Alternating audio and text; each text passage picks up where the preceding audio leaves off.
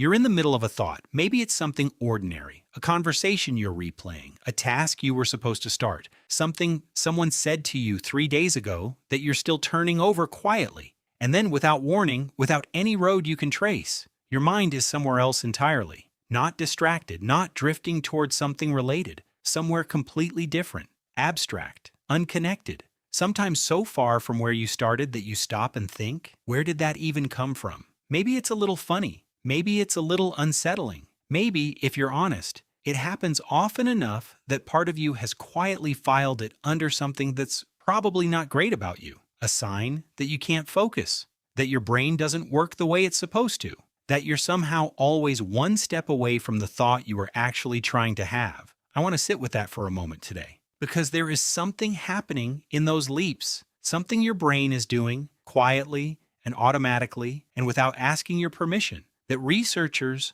are only now beginning to fully understand. And what they're finding is not what most of us expected. Let's start with what's actually happening inside the brain when your mind makes one of those jumps. There is a network of brain regions that becomes most active not when you're focused on a task, but when you're not, when your attention loosens, when you stop trying to hold something in place. Neuroscientists call it the default mode network, and for a long time it was treated as a kind of background noise, the brain idling, waiting to be useful again. That understanding has changed significantly in recent years. Bartoli, Sheth, and colleagues at Baylor College of Medicine and Rice University, publishing in Brain, the Oxford Academic Journal, in 2024, found that the default mode network plays a direct causal role in both spontaneous thought and divergent thinking. These are two of the processes most closely associated with creative cognition. This wasn't a passive finding. They were able to stimulate and measure DMN activity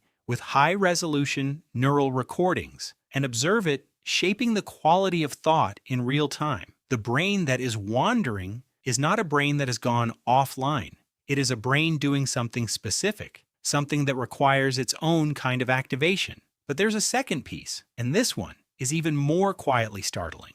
Roger Beatty at Penn State and Yoed Kennett at the Technion Institute of Technology, publishing in Trends in Cognitive Sciences in 2023, proposed that creativity is fundamentally a process of associative thinking, the brain moving through its own internal network of concepts, making connections between them. What makes some minds more creative isn't a different kind of thinking. It's the distance they travel. Highly creative individuals, their research shows, switch between more conceptual categories, make larger leaps between ideas, and travel further across semantic space when their minds move freely. The jump your mind makes from one thought to something that feels completely unrelated has a measurable distance.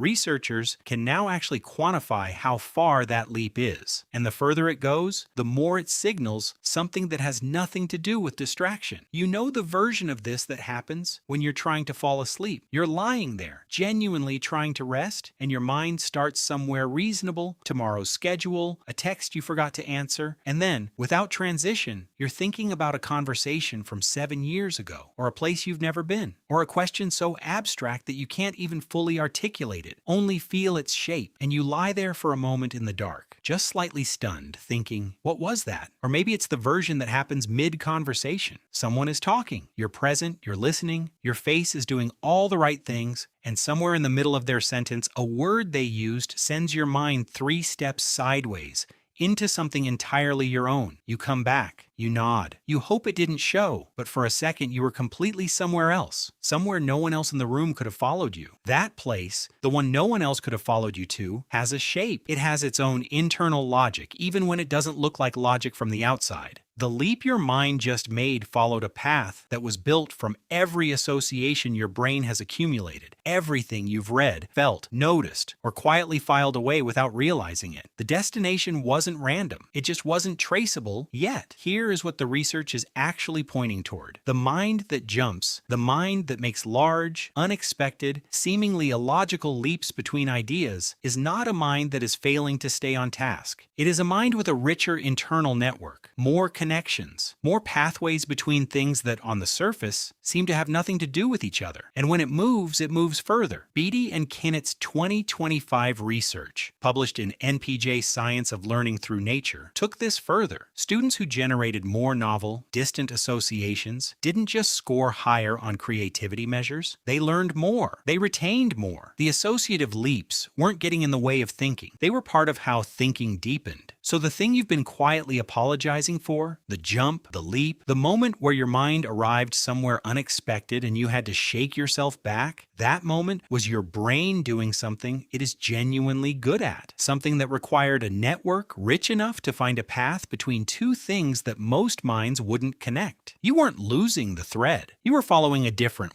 one that ran deeper and further than the one you started with. This is the thing worth sitting with. The jump wasn't a mistake. It was your mind finding a path between things it hadn't been asked to connect yet. That doesn't mean every leap is useful. It doesn't mean distraction isn't real, or that the moments when your mind escapes from you are always welcome. But there is a difference, an important one, between a mind that can't hold anything and a mind that holds so much that it keeps finding new corridors between what it knows. One is absence, the other is abundance. And most people who experience these leaps have spent years misreading which one they have. There's something I want to sit with before we close. Long before neuroscientists had names for semantic networks or default mode activity, long before any of this could be measured, there was an older understanding of what it meant for a mind to wander into the unexpected. The ancient traditions that spoke most carefully about the inner life didn't treat mental wandering as failure. They treated it as signal, as the mind following something it sensed but couldn't yet articulate. Poets, philosophers, mathematicians, many of them describe their most important insights not as things they arrived at through effort, but as things that arrived while they were looking somewhere else entirely. The leap was how the answer came. Maybe there's something in that, not as a method, not as something to recreate, but as a different way of holding those moments when your mind disappears into something you didn't choose. What if some part of you already knows more than the part of you that's trying? What if the jump is your mind following a thread that your conscious attention hadn't caught up to yet? You don't have to do anything with that. You don't have to restructure how you think or learn to harness your wandering or optimize anything at all. You can just let it be a small, quiet reframe. The next time your mind goes somewhere unexpected, not a failure of attention, a sign of a mind that runs deep. If your mind has ever taken you somewhere you couldn't explain and you've quietly wondered what that says about you, I hope today gave you something different to wonder. Not an answer exactly, more like a different question. One that's a little gentler and a little more honest about what's actually happening when you leap. You are not scattered. You are not broken in your attention. You may simply be someone whose mind has built more bridges than you've had a chance to cross. That's worth knowing. If this video kept you company today, and maybe there's someone else who could use that company too, and if you want to sit with us again sometime, the door is always open. Take your time, find your still,